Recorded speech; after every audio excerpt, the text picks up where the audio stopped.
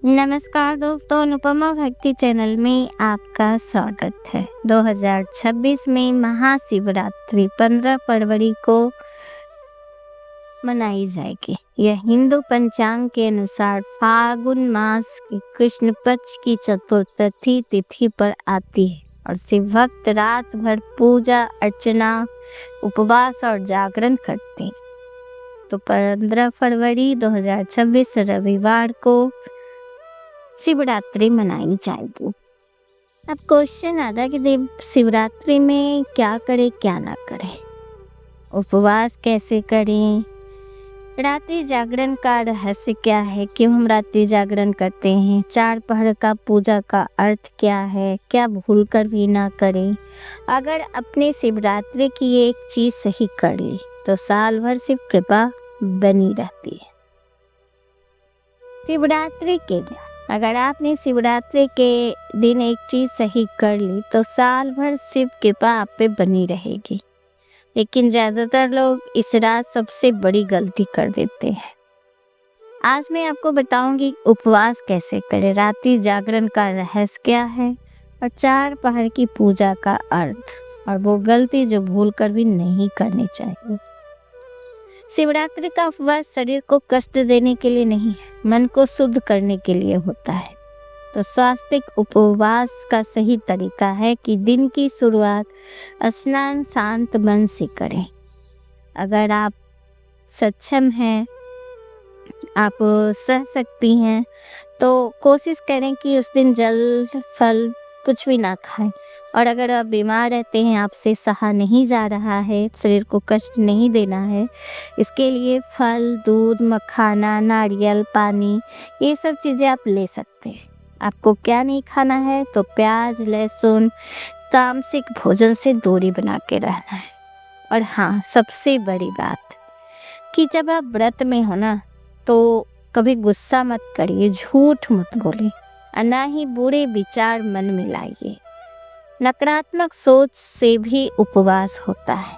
तो हम नकारात्मक सोच को हम दूर करेंगे अपने से, तो सही मायने से हम उपवास करेंगे। शिव को भूखा शरीर नहीं, शुद्ध भाव चाहिए।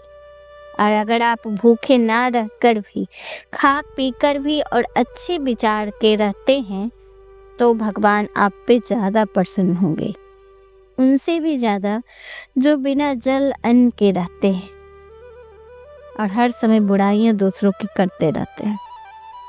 शिव ना शुद्ध मन से पाए सकते हैं, आप उनको शुद्ध भाव रखिए। शिवरात्रि की रात साधारण रात नहीं होती है। योग शास्त्र के अनुसार इस रात पृथ्वी की ऊर्जा ऊपर की ओर बहती है, इसीलिए ध्यान और जप सस्तक गहरा हो जाता है। जागरण का अर्थ सिर्फ जागना नहीं, चेतना को जागृत करना। अगर आप पूरी रात नहीं जाग सकते तो कम से कम 12 बजे तक, 3 बजे तक, इन 2 समय मंत्र जप या मौन अवश्य रहे और अपने आत्मा को टटोलिए। उस समय देखिए क्या आप सही करें, क्या गलत कर रहे हैं। कहते हैं कि 4 पहर का पूजा का अर्थ है शिवरात्रि की रात 4 पहरों में बटी होती है और हर पहर जीवन की एक अवस्था का प्रतीक है। पहला, शरीर की शुद्धि, अभिषेक, दीप, जल। दूसरा पहर, मन की शुद्धि, मंत्र जाप, भजन। और तीसरा पहर, अहंकार का विसर्जन, मौन ध्यान। और चौथा पहर, केवल शिव का स्मरण, आत्मज्ञान। यही कारण है कि 4 पहर पूजा को पूर्ण साधना माना गया है। भूलकर भी ना करें।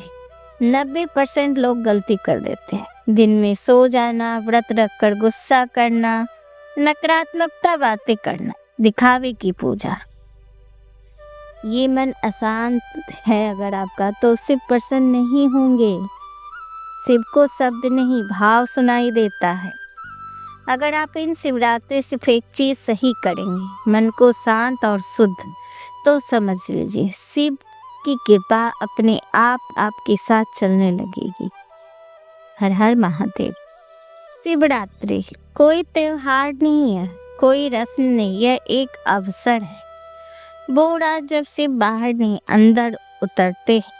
शास्त्र कहते हैं शिव को पाने के लिए कहीं जाना नहीं पड़ता, बस भीतर शांत होना पड़ता है।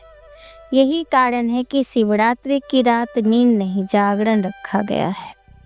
जब सवाल ये है वो एक चीज आखिर है क्या? व्रत, पूजा सामग्री, मंत्रों की संख्या नहीं, वो एक चीज है मन की स्थिति। अगर शिवरात्रि की रात आपका मन शांत है, अहंकार से मुक्त है, शिकायतों से खाली है, तो शिव कृपा अपने आप प्रवेश करती है। शिव वहाँ आते हैं जहाँ शोर नहीं होता।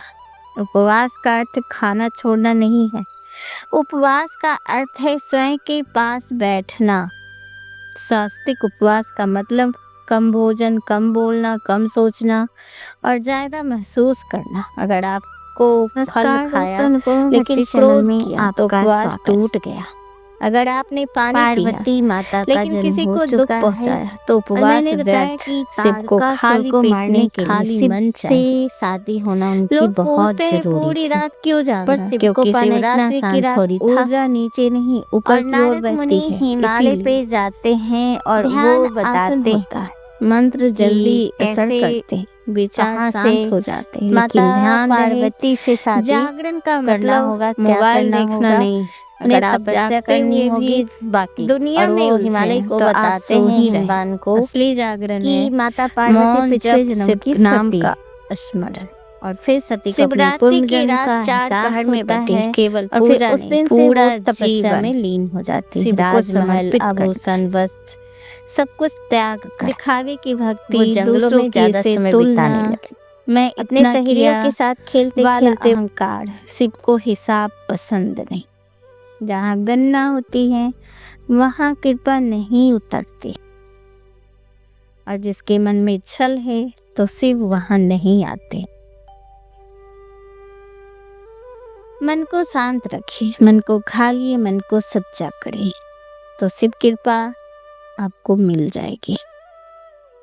शिवरात्रि को तंत्र में उत्सव नहीं, साधना की रात्रि भी कहा गया। तांत्रिक मानते हैं साल में कुछ ही रात ऐसी होती है जब सृष्टि की ऊर्जा स्वयं साधक का साथ देती है, और शिवरात्रि उन्हीं सबसे शक्तिशाली है, क्योंकि इस रात शिव देव नहीं रहते हैं, शुद्ध चेतना बन जाते हैं। लोग समझते हैं तांडव मतलब क्रोध, समाधि मतलब शांति, लेकिन योग कहता है तांडव और समाधि एक ही ऊर्जा के 2 छोर हैं। तांडव जब ऊर्जा पूर्ण रूप से जागृत होती है, जब भीतर हर बंधन टूटता है, जब अहंकार जल जाता है, और समाधि जब वही ऊर्जा पूर्ण शांति में स्थिर हो जाती। शिव न तो केवल नृत्य है, न केवल मौन, शिव है नृत्य के बाद का मौन। महाशिवरात्रि की रात शिव तांडव से समाप्ति में प्रवेश करते हैं, और यही कारण है कि यह रात ध्यान के लिए सर्वोत्तम।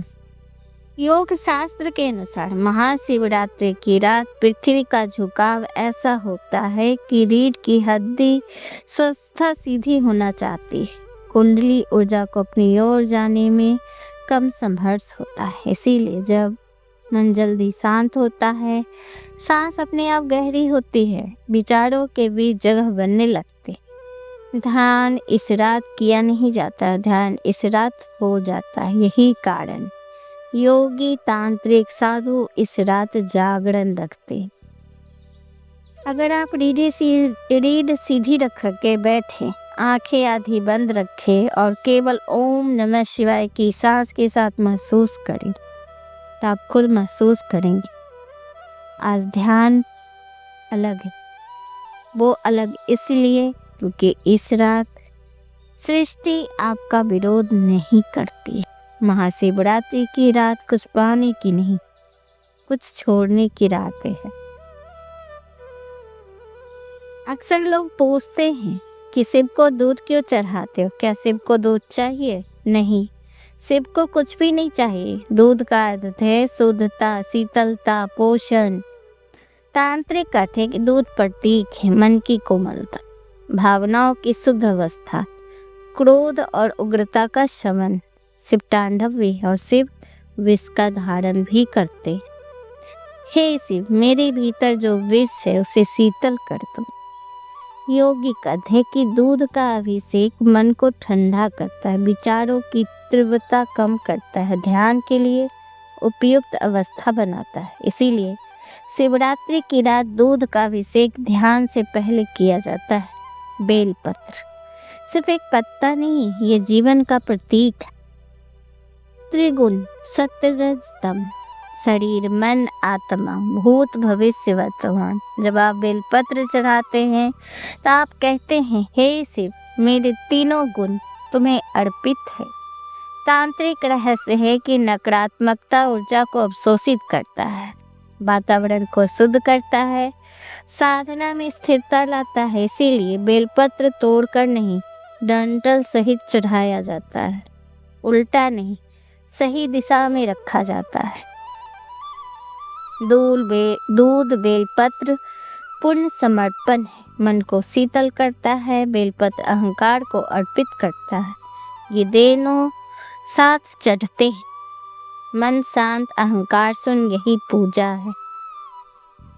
खट्टा या बासी दूध, टूटा हुआ बेलपत्र, दिखावे के लिए अभिषेक और मन में क्रोध रखते हुए पूजा, तो शिव इसे स्वीकार नहीं करते। अगर शिवरात्रि की रात आपने दूध से मन को ठंडा किया और बेलपत्र से अहंकार प्रयोग किया तो समझ लिए शिव को पाने के लिए और कुछ बचा ही नहीं। हर हर राम। तो दोस्तों, शिवरात्रि के दिन आप कुछ हो चाहे ना हो, कच्चा दूध और बेलपत्र से शिव भगवान को अभिषेक जरूर कीजिएगा और आपका मन स्थिर हो गया तो सब कुछ पा लिया। शिव की कृपा जरूर मिले। धन्यवाद मेरे वीडियो सुनने के लिए। नमस्कार।